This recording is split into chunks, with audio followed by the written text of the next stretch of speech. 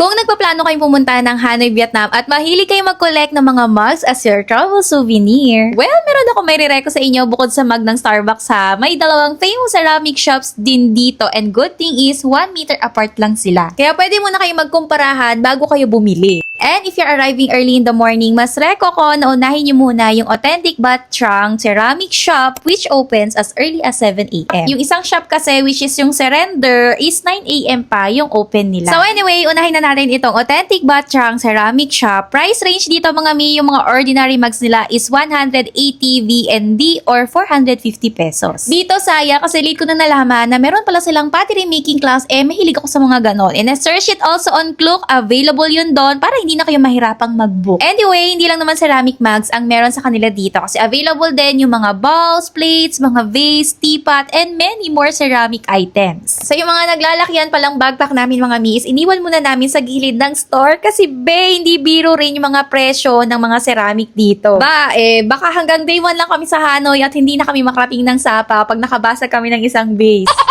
Anyway, alam niyo ba sa dami ng mga pagpipilian, inabot rin ata kami dito ng almost 1 hour. Pero klaro naman sa akin na yung bibilin ko is yung may nakasulat na Vietnam kasi nga souvenir nga, 'di ba? Pero kasi na-torn talaga ako kung ano bang sizes ng mug ang bibilin ko. Tapos nung nakapili na ako ng sizes ng mug, mga mi, bigla ko naman nakita yung teapot na parang gusto ko din yun kasi parang gusto ko na rin mag-switch sa pagtsatsaa. Pero yun na nga, after so many years ng pamimili, talaga namang nanaig pa rin sa akin ang mug kasi yun naman talaga ang unang pakay ko ng pagpunta ko dito. Kaya ang tip ko sa inyo, kung limited at calculated lang talaga ang budget kagaya namin, mag-focus lang sa goal at huwag magpatukso.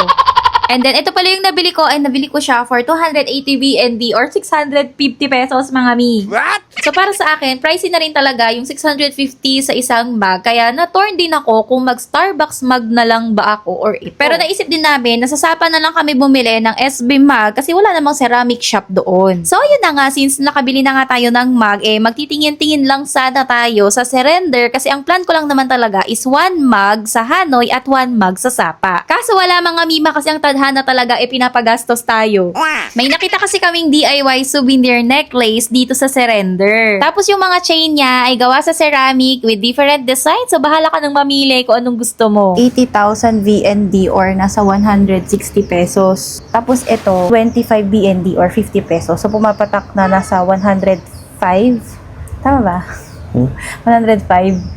Ay, 105 BND. So, nasa 210 pesos yung kada isang kwintas. So, to be exact, parang nasa 240 pesos ang kada necklace with ceramic chain, mga mi. So, medyo pricey din dito. Pero wala ginusto natin to Sa bali matchy-matchy, yung pinili namin ni Jomel, sa kanya is bilog and akin naman is pa-heart and then flag ng Vietnam yung design. Kasi bakit? Napamahal na sa amin yung Vietnam Although wala siya sa budget, na-convince pa rin akong bumili mga mi kasi sa pagkakaalala ko, napapabili pala talaga ako ng mga necklaces sa mga lugar na pinupuntahan namin. Lalo na kapag yung chain is galing or gawa sa lugar na yon. Yan, tulad ng bato, shells, ngipin ng pating, and this one nga is kakaiba kasi made of ceramic siya. Kung saan isa sa mga sikat na ginagawa sa Hanoi. So well, anyway, marami rin silang mga mugs and plates dito na gawa sa ceramic kaso wala sila yung mga design na may nakasulat na Vietnam tulad nung nabili ko sa kabilang store. So, if you wanna more travel tipid hack tips and reco videos like this, just give us a follow at malaking tulong na yun. At hanggang dito na lang muna ang chika natin for today's video and see you on the next Jumanji adventure. Bye-bye!